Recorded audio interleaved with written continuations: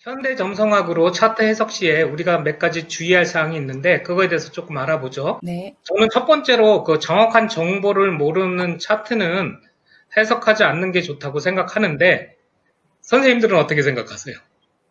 네, 그렇습니다. 특히 시를 모르는 경우에 해석하는 음, 경우를 종종 봤는데요. 음, 그럴 경우 뭐 4분 차이로도 어센던트나 뭐 MC라든가 주요 앵글들이 변할 가능성도 있고 음. 하우스의 커스프가 바뀔 그런 가능성이 크죠.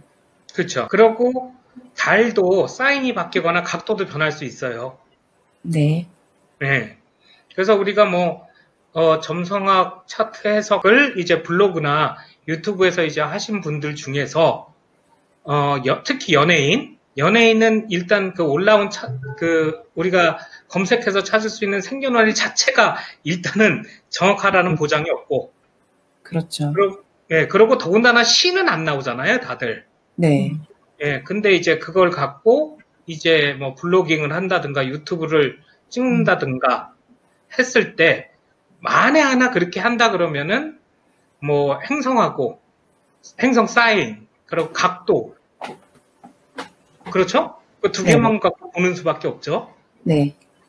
그러면은 한 50% 정도는 우리가 해석을 못 한다는 건데 네. 굳이 그 차트를 우리가 공부하고 해석할 이유가 없지 않나 저는 개인적으로 생각을 해요. 네.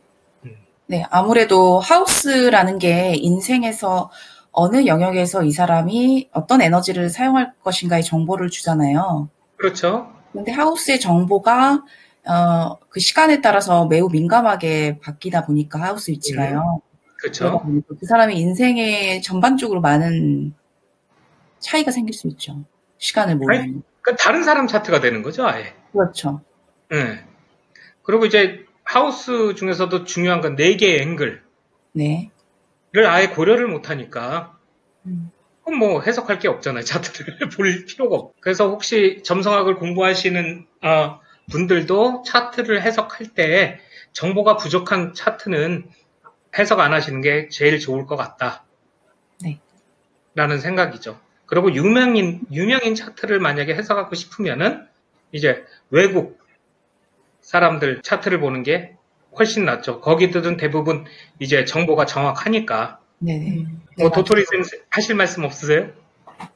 아니요, 저는 저게 너무 기본적인 것 같아요, 저 문제는. 왜냐면, 음, 인풋, 그 다음에 프로세싱, 그 다음에 아웃풋인데, 음, 잘못된 인풋이 들어가면, 아웃풋은 당연히 잘못된 거잖아요. 그렇죠. 네, 그러니까 저거는 정말 기본적인 거. 음, 네, 그래서 그렇죠. 만약에 생년월일시 모른다, 그러면은, 이게 그 사람, 앞에 앉아있는 사람일 거라고 생각을 안 하셔도 될 수 있어요. 그렇죠. 네, 그리고 이제 그래서, 이런 경우가 또 되게 많죠. 우리가 이제 사주에서 보는 시간, 뭐 유신이, 뭐 네, 네, 해신이 뭐 네. 이렇게 있잖아요. 그게 선생님 2시간 텀이죠. 네, 2시간이에요. 예. 그러면은 우리 점성학에서는 2시간이면 또 굉장히 큰 차이잖아요. 굉장히 바뀌어요. 네. 특히 굉장히 많이 달이 완전히 바뀌죠. 달이. 그렇죠. 만약에 그 네. 2시간 사이 내에서 달이 만약에 뭐 마지막 각도라든가 네. 아니면 무슨 뭐 다른 행성이랑 뭐 8도 차이 정도 각도를 맺고 네. 있다 그러면은 그게 벗어날 수가 있단 말이에요. 네, 사인도 벗어날 벗어나고, 수도 있고. 맞아요. 사인도 바뀌고, 하우스도 바뀔 수 있고, 그렇죠. 네. 그러면은 달이 이제 좀 중요한데. 그렇죠. 어센의 3대장이 태양, 달, 네. 어센던트잖아요. 네. 점성학에서 차트 3대장이. 그래서, 거기서 2개가 날아가는데 무슨 해석을 하냐는 얘기지. 그쵸. 그렇죠. 예, 그래서 어떤 분은 이제 뭐 유시라 그러면은 5시부터 7시인가요? 근데 그거는 보는 음, 분마다 틀린데, 이제 음, 우리가 또 이제 서울시가 아니라 동경시를 사용해서, 이 음. 진태양시를 사용한다는 가정하에 30분 차이가 나니까 5시 반에서 뭐 7시 반 이렇게 두기도 하죠. 예, 근데 만약 네. 근데 내가 임의대로 그걸 가운데 6시 반으로 놓고 차트를 해석한다는 것도 이제 말이 안 되는 아, 거죠. 네, 말이 안 돼요. 그러니까 그 그거를 사람이, 시보정을 할 때는 음, 그 중간에다 놓고 이제 보정을 하고서는 차트를 봐요. 일단 보정이 들어 시보정을 해야 돼요. 점성학을 할 거면. 그러니까 만약 그렇죠. 유신이, 신신이 뭐 이렇게 알려주시면 이제 그 시간에 중간대 값을 이제 일단 기준으로 잡고 거기서부터 왔다 갔다 하면서 잡아드리기는 해요. 그렇죠. 근데 이제 시 보정을 안 하고 그냥 내가 임의대로 가운데 시간을 측정해갖고 그 사람이라고 해석하는 거는 이제 아니라고 저도 개인적으로 그렇죠. 생각하고. 점성학에서는 그러면 안 돼요. 네. 그렇죠. 그런데 만에 하나 내가 저 사람 차트를 꼭 보고 싶은데 시를 모른다. 보통 외국에서는 12시, 낮 12시를 기준으로 해놓고 이제 캐스팅 하는데 뭐 굳이 할 이유가 없겠죠. 시간 모르면. 기본 중에 기본. 네. 정보를 모르면 하지 마라. 그리고 이제 이 두 번째 문제가 제일 어떻게 보면 민감한 문제인데, 이제 차트를 해석할 때 단정하거나 판단하지 말라. 이거는 우리 현대점성학 관점이잖아요. 그렇죠. 근데 현대점성학을 공부하신 분들 역시 저렇게 얘기하는 경우가 많아요. 많아요, 진짜. 응, 저게 제일 많아요. 문제예요. 제가 네, 보기에. 뭐, 목성이랑 친해지고 싶어요, 막 이런 사람들. 예. 네, 그리고 막 토성이 싫어요, 막 이러면서 토성이랑 멀어지고 싶어요, 막 이러. 아, 토성이 왜요? 막 그러니까 뭐 밑에 내용이랑 같이 묶어서 얘기하자면은 저희는 좋고 나쁜 게 없잖아요. 네, 네네. 없죠. 네. 근데 그리고 이제 예, 말씀하세요. 행성이라던가 사인이라던가 모든 것은 그런 어떤 원형으로 우리가 이해를 해야지 어떤 현상이나 사건으로 이해했을 때는 그 오류의 여지가 매우 많아지죠. 그렇죠. 그리고 우리가 네이탈 차트를 이렇게 딱 봤는데 이 차트가 뭐 좋은 차트라든지 뭐 나쁜 차트라든지 뭐 인생을 힘들게 살았을 거라든지 아니면 인생을 편안하고 뭐 좋게 살아. 이건 내가 단정하고 내가 판단하는 건데 이거 우리가 차트 그냥 이름 가리고 유명인 갖다 놓으면은요 이거 못 맞춰요 그러면은요. 굉장히 맞아요. 흔히 말하는 이 맞아요, 휴먼 맞아요. 가능성이 네. 크죠. 그렇죠. 네. 그래서 우리가 뭐 예를 들어서 뭐 해외 유명한 무슨 스포츠 스타라든가 비즈니스맨 그 사람 이름 싹 지우고 이거 해석해봐라 그랬을 때 제가 보기에는 대부분 힘든 차트다라고 얘기할 확률이 되게 높아요. 네. 그리고 이렇게 단정해서 말했을 때 음. 그 오는 내담자들한테 상처를 주고 그 사람의 능력이나 가능성을 제한시켜버릴 수가 있을 것 같아요. 그렇죠. 예를 들면은 뭐 내담자 왔는데 당신은 평생 돈이 없는 팔자야. 평생 저기 남자 여자 없는 무슨 차트야 그러면은 그거 얼마나 절망이 오겠어요. 진짜로. 그렇죠. 그리고 그 말이 씨가 돼서 정말 그걸 믿으면은 그 사람이 그런 한계를 벗어나려는 노력 자체를 포기해버릴 수도 있는 일이잖아요. 그렇죠. 그게 제일 무섭죠. 그래서 제가 얼마 전에 블로그에 올렸잖아요. 그건 입으로 말로 카르마 짓는 거라고 그게. 맞아요. 그래서 현대점성 공부할 때는 진짜 저 개념이 만약에 있다 그러면 빨리 없애야 되고 아니면은 다른 학문을 하든가. 그리고 네. 뭐 아까 좀 전에 도토리 선생님이 얘기하셨지만 무슨 뭐 목성이랑 친해지고 전 개인적으로 목성 싫어해. 저도요. 저도 목성 별로 안 좋아해서. 목성이 왜요? 맨날. 저 옥성 어센던트입니다. 저도요. 아 맞다. 쌤도 옥성 어센던트. 네, 아니 우리 반이 다 목성이 어센에 걸려 있었잖아요. 저도 다리 목성이랑 스퀘어예요. 아 그러시군요.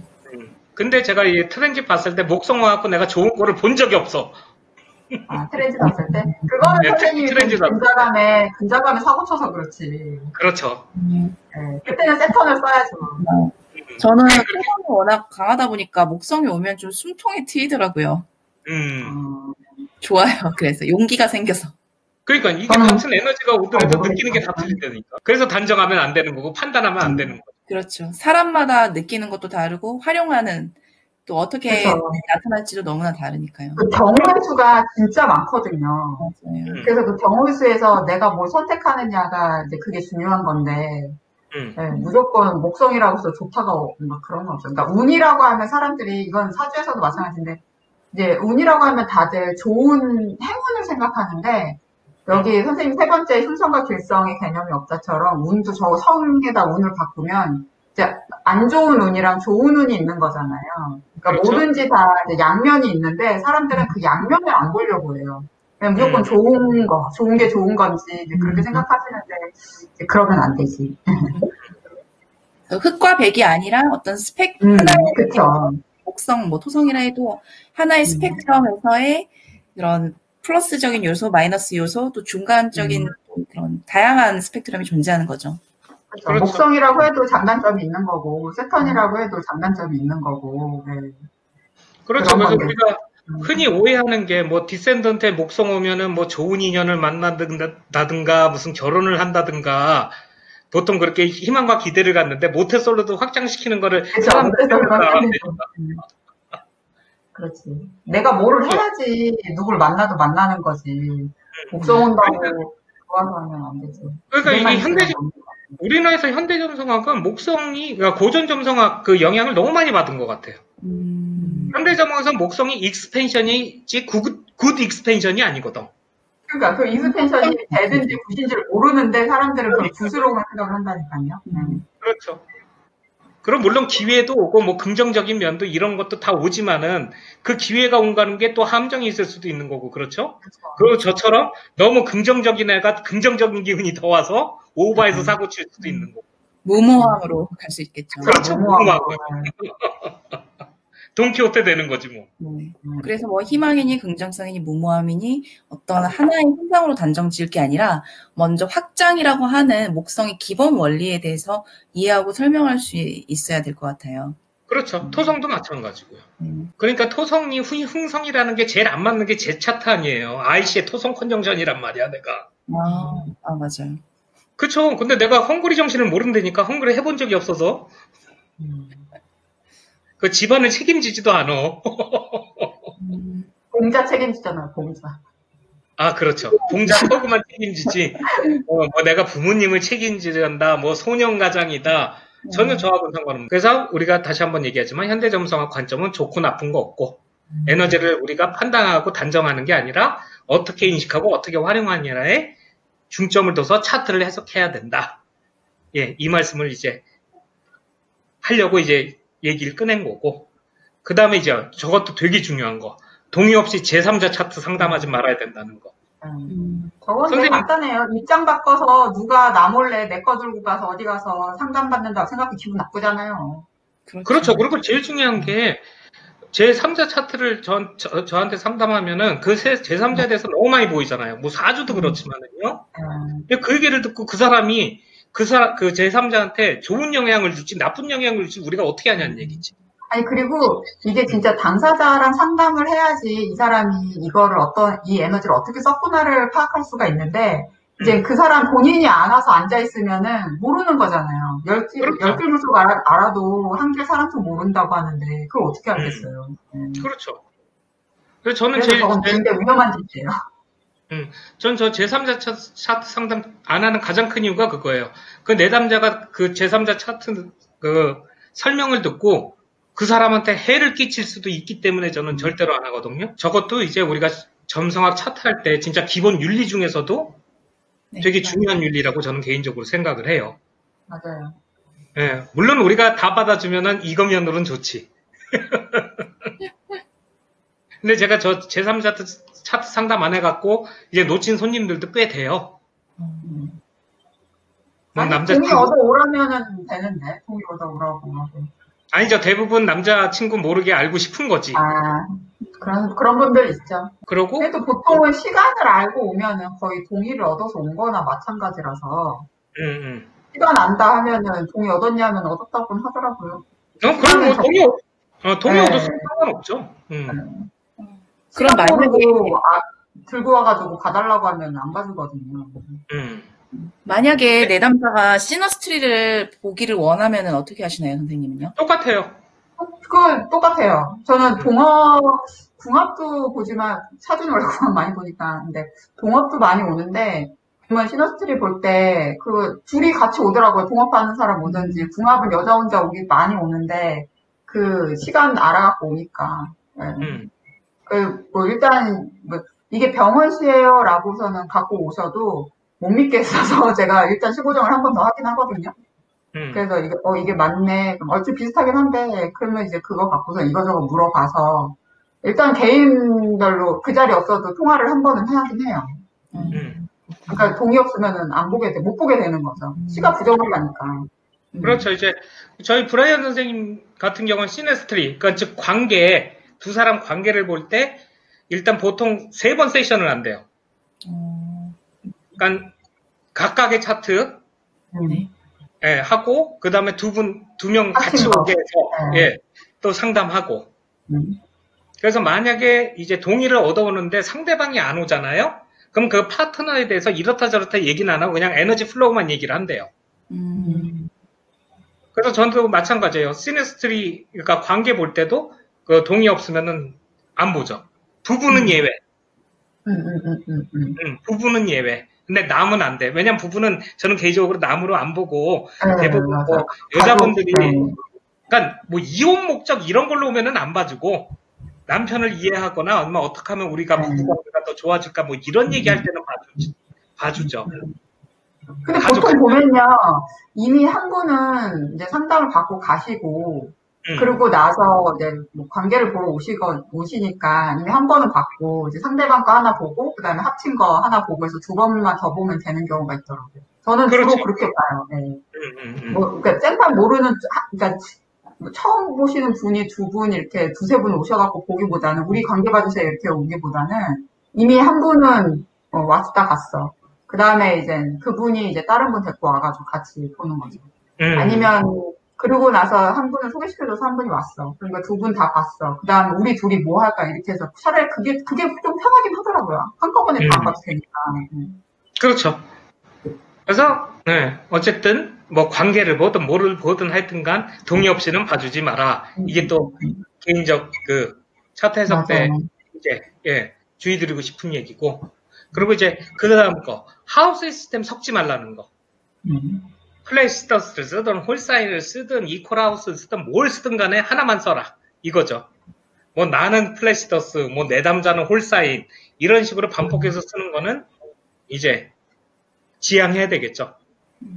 하지 말아야 되겠지, 이제. 네, 아무래도 해석자의 주관이 들어갈 수가 있기 때문에. 예, 그것도 그렇고, 이거, 예를 들면 이게 있잖아요. 제가 태양다리에 플래시더스로 보면 12번째 하우스야. 근데 난 12번째 하우스가 싫어. 그럼 하우스 시스템 딴 거 쓰면 이게 옮겨가거든. 그렇죠. 그러니까 객관성이 떨어질 수도 있고, 11번째를 넘어갈 수도 있고. 네. 그러니까 제가 보기에 하우스 시스템 혼용하는 것 자체도 좋다 나쁘다 관점으로 자꾸 봐서 그러는 것 같아요. 뭐 예를 들면 내가 수성이 뭐 8번째 있다. 그럼 나 거기 있는 게 싫어. 그러면 하우스 시스템 바꾸는 게 제일 쉽거든요. 그래서 어쨌든 한 가지 하우스 시스템만 쓰자. 그리고 이제 마지막 저거 죽음하고 질병에 대해서는 얘기하지 말라는 거예요. 저거 엄청난 공포 갖다 주거든요. 네. 예. 저 블로그에서 그런 질문 몇 번 받아봤다니까요. 어디서 어디서 봤는데, 자기 내년에 암을 걸린다 그랬는데, 점성학적으로도 그런 게 알 수 있느냐. 부모님이 돌아가신다 그러는데, 진짜 그럴 수 있느냐. 진짜, 저한테 그렇게 댓글로 물어보는 게 공포 때문에 물어보는 거 아니에요? 그거는 아마 사주에서 보고서는 와가지고 물어보는 것 같은데. 아니요, 신분들도 신점, 맞아요. 신점, 사주는 그래도 순수 학문으로 명량으로 보시는 분들, 그래도 그러신 분이 계시긴 하더라고요. 하는 것 같아요. 그러고서는 이제 저한테 와가지고 이게 진짜 그런데, 저도 그런 질문 많이 받는데, 아니라고 안심시켜드리긴 하죠. 저게 근데 만약에 옛날이었으면은 그게 좀 맞았을 것 같아요. 그때는 평균 수명도 낮았잖아요. 45, 40 이랬고. 그리고 의학이 발달하지 않았기 때문에, 안 좋다 하면은 거의 죽는다라고 말할 수 있을 정도? 이렇게 나올 수 있었겠죠? 그러다가 살았으면은 또 흔하게 할 수 있는 말 있잖아요. 조상이 보살폈다니 말 있잖아요. 근데 요즘은 현대사회는 의학도 많이 발달하고 있고, 그리고 평균 수명도 길어졌고 해서 정말 저렇게는 말하면 안 되는 것 같아요. 아무도 그렇죠. 모르고. 옛날에는 내가 잘못을 안 해도 사돈의 8천이 잘못해도 나까지 죽는 경우가 생겼죠. 정말 죽음, 질병은 의학이 발달했기 때문에 저거는 그냥 건강 조심하세요나 건강검진 한 번 더 받아보세요라는 데도. 그렇죠. 그 정도로 끝내야지. 그 정도는 암이 걸리네, 죽네, 이런 얘기는. 우리는 정말 우리들만은 절대 하지 말자고요. 그리고 요즘 현대사회가 너무 복잡해서 저건 신도 모른다는 말이 있어요. 죽음하고 질병. 너무 복잡해져가지고, 그래서 모른다고. 근데 그걸 또 어떻게 알겠어요. 그래서 제가 대충 한 요렇게 몇 개 써봤는데 혹시 선생님들은 뭐 생각하시는 거 있어요? 차트 해석할 때 이거는 안 했으면 좋겠다. 주의해야 되겠다. 뭐 이런 거. 다 나온 것 같은데요? 네. 그래요. 그러면 요거는 이제 우리는 뭐 다른 분들이야 모르겠지만 적어도 우리는 현대점성 차트 해석할 때 이런 것들은 되게 주의를 한다.